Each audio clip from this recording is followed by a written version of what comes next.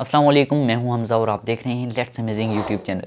तो दोस्तों आज मैं आपके लिए एक और बहुत ही मज़ेदार सी चीज़ लेके आ गया हूं जिसे देखकर आप भी बोलोगे ओह गॉड, एक बार दिला दे। तो दोस्तों ये है वो चीज़ जिसके बारे में आपको बता रहा था। अच्छा।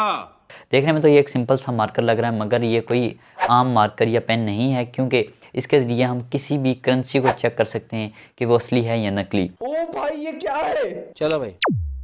तो दोस्तों ये रहा वो मार्कर जिसकी मैं आपसे बात कर रहा था। जब हम इससे किसी भी नकली नोट पर हम लिखेंगे या किसी और चीज़ पर लिखेंगे तो इसका निशान पड़ेगा, और जब हम इसको किसी भी असली नोट पर लिखेंगे तो इसका निशान नहीं पड़ेगा।